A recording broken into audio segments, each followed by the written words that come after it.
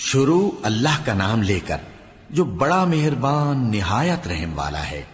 ہاں، جنہوں نے صبر کیا اور عمل نیک کیے، یہی ہیں جن کے لیے بخشش اور اجر عظیم ہے۔ تو شاید تم کچھ چیز وہی میں سے جو تمہارے پاس آتی ہے چھوڑ دو، اور اس خیال سے تمہارا دل تنگ ہو کہ کافر یہ کہنے لگیں کہ اس پر کوئی خزانہ کیوں نہیں نازل ہوا، یا اس کے ساتھ کوئی فرشتہ کیوں نہیں آیا۔ اے نبی، تم تو صرف نصیحت کرنے والے ہو، اور اللہ ہر چیز کا نگہبان ہے۔ کیا یہ لوگ کہتے ہیں کہ اس نے قرآن از خود بنا لیا ہے؟ کہہ دو کہ اگر سچے ہو تو تم بھی ایسی 10 صورتیں بنا لاؤ، اور اللہ کے سوا جس جس کو بلا سکتے ہو بلا بھی لو۔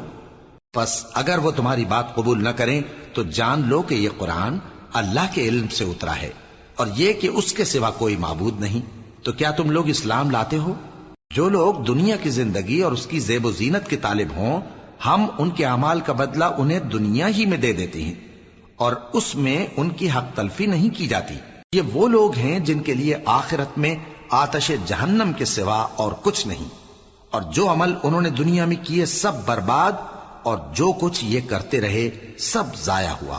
بھلا جو لوگ اپنے پروردگار کی طرف سے دلیل روشن رکھتے ہوں، اور ان کے ساتھ ایک آسمانی گواہ بھی اس کی جانب سے ہو، اور اس سے پہلے موسیٰ کی کتاب ہو جو پیشوا اور رحمت ہے، تو کیا وہ قرآن پر ایمان نہیں لائیں گے؟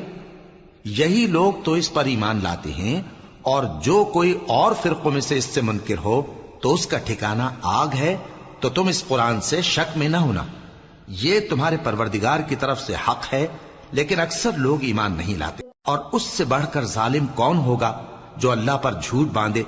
ایسے لوگ اپنے رب کے سامنے پیش کیے جائیں گے، اور گواہ کہیں گے کہ یہی لوگ ہیں جنہوں نے اپنے پروردگار پر جھوٹ بولا تھا۔ سن رکھو کہ ظالموں پر اللہ کی لعنت ہے، جو اللہ کے رستے سے روکتے اور اس میں کجی چاہتی ہیں، اور وہ آخرت کا بھی انکار کرتے ہیں۔ یہ لوگ زمین میں کہیں چھپ کر اللہ کو ہرا نہیں سکتے، اور نہ اللہ کے سوا کوئی ان کا حمایتی ہے۔ اے پیغمبر، ان کو دگنا عذاب دیا جائے گا، کیونکہ یہ شدت کفر سے تمہاری بات نہیں سن سکتے تھے، اور نہ تم کو دیکھ سکتے تھے۔